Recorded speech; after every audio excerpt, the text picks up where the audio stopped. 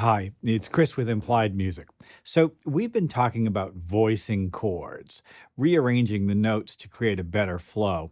And past that, how to animate the chord's progression. In other words, how to use prepared dissonances, suspensions, and embellishments to get a better, more vital chord progression. Today, I took a simple chord progression and transformed it gradually over the course of maybe 4 or 5 steps.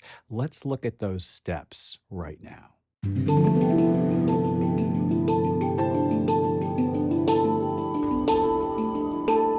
All right, here's my chord progression.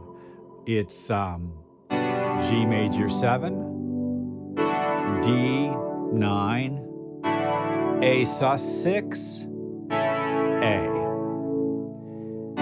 You're looking at it here in, I'll just call it root position. And there are a couple of unusual things about it. The middle two chords have the same notes, just different roots, right? It's really not bad sounding, and the voicings are kind of jammed together. It's a little blunt, isn't it? Well, my first question to myself was, well, what's the best bass note, and how can I rearrange those chords to get a better sound? And that meant a couple of interesting results, because for the second chord, the D chord, I decided to put the E in the bass. Well, that came out sounding great. And here, the A6/9, the F sharp in the bass, it really changes the sound of the chord. Let's listen to the progression now. You can see I've inverted the chords, right? The A chord wound up with the E in the bass. I really think this is a better way to play these notes.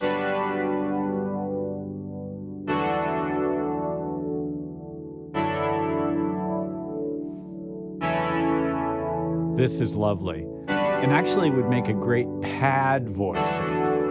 It loops well.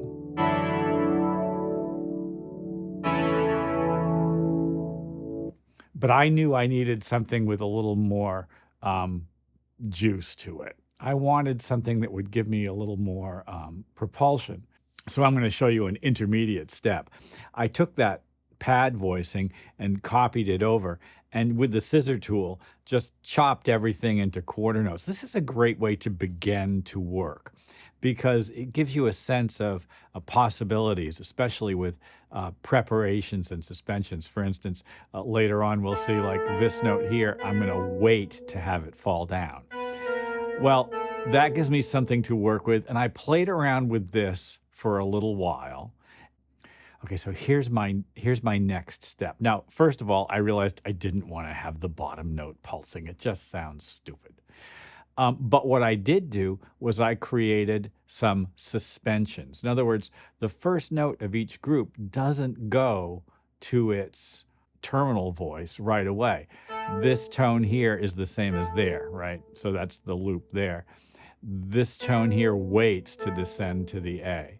And the same thing happens here. The F sharp waits to go to the E. I'm just waiting by a beat, and I actually get a kind of a nice propulsive effect. Here we go.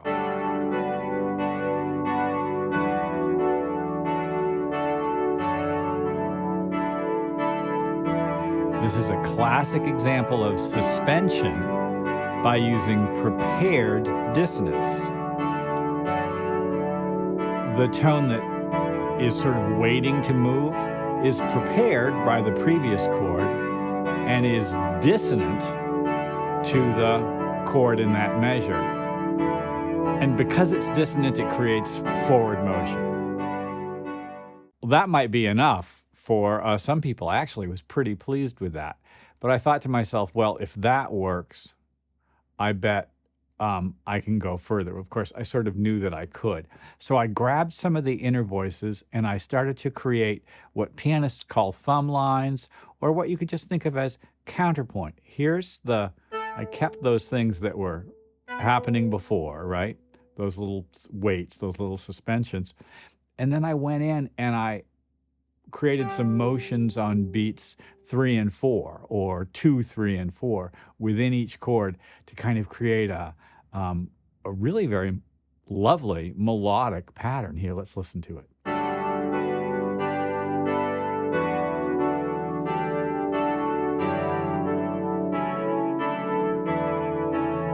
Suddenly it's much more animated. It's the same chords.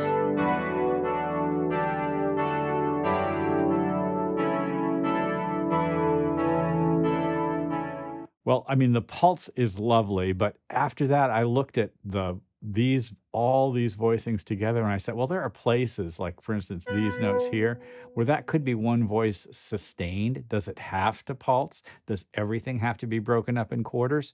No, it doesn't. We could be very happy with this, but I was like, well, there's one more step. Let's go to it. So I went back in and I just erased the chops and I extended these tones. So now we're looking at really kind of my sort of final product.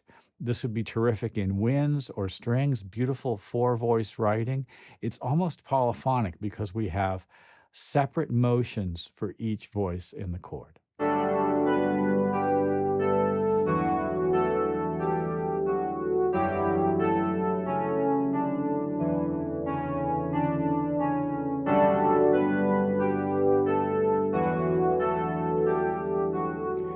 Because there are sustained tones and moving tones within the chord, and the sustained tones are just hanging there while the moving tones do their job, we hear the motion perhaps a little more strongly.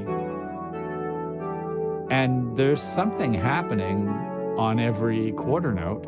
It's just that our ear gets kind of drawn around in the chord.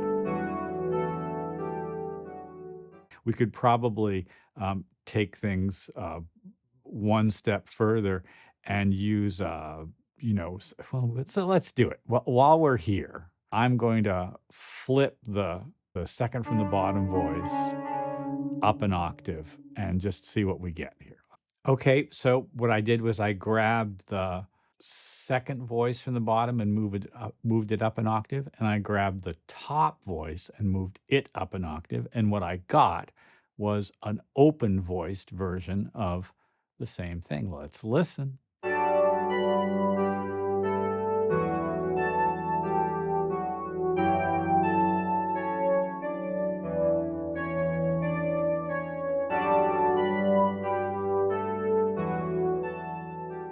Well, I hope this has been useful. This is things you can do yourself really quite easily. I sort of just stepped through the process.